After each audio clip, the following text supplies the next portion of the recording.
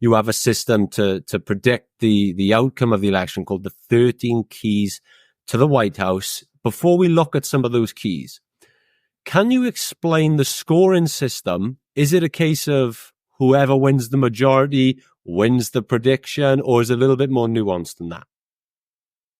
Before I get into that, let me say in response to your comments about a totally nonpartisan, objective presentation, the keys are strictly nonpartisan. They are predictions, not endorsements that result from the keys.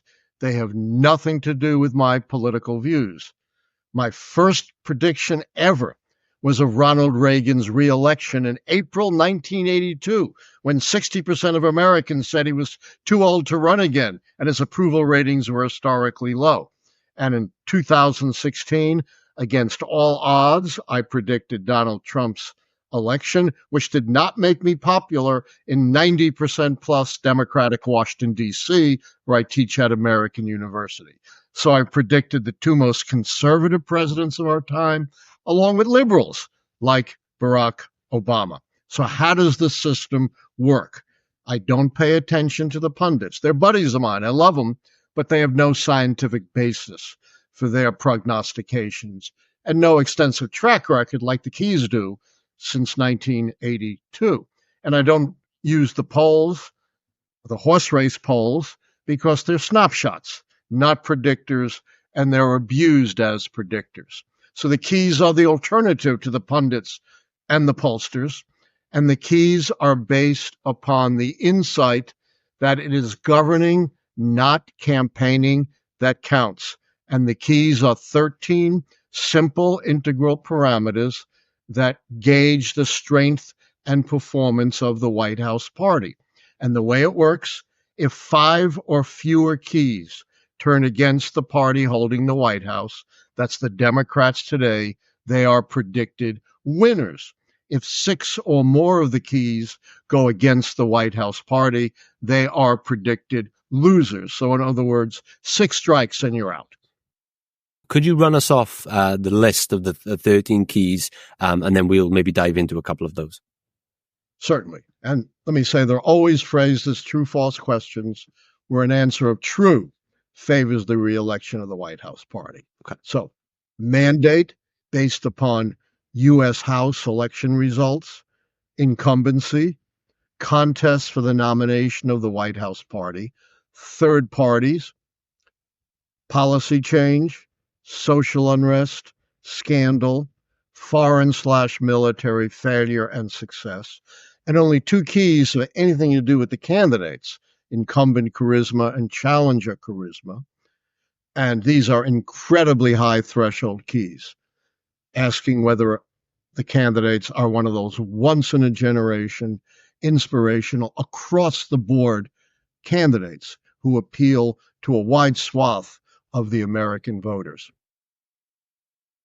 I wonder then, have you noticed that any patterns at all that have emerged that suggest that if someone holds a particular key, the chance of them winning the majority of the keys is high? Is there a key that has been correct for every eventual winner? Has there been a key that's always been in the winner's favor? No. The secret to the keys is the system includes a much wider range of indicators by far than any other prediction model.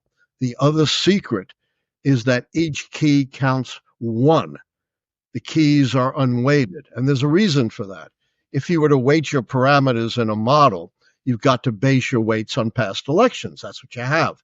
But the weights are going to change unpredictably in a future election, creating errors. The other secret is while no key is preeminent, if a key is strong enough, it can trigger other keys. For example, in 1968, the Vietnam War not only cost the incumbent Democrats the foreign/military keys, it also prompted the incumbent Lyndon Johnson to drop out.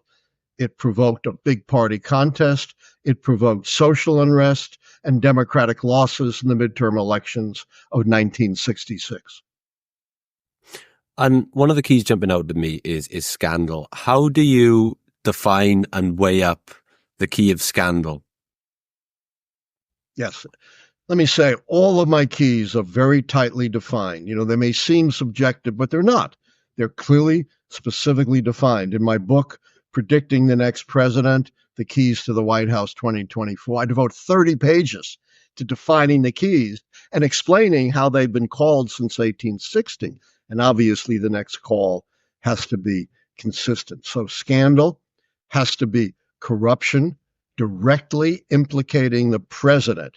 Can't be the president's son or the president's brother, like the reprobate Billy Carter, Jimmy Carter's brother. And there has to be at least some bipartisan recognition of scandal. For example, in the Clinton-Monica Lewinsky scandal, Democrats were not ready to convict him after he was impeached, but he was subject to a lot of criticism by Democrats who recognized that what he did was very wrong.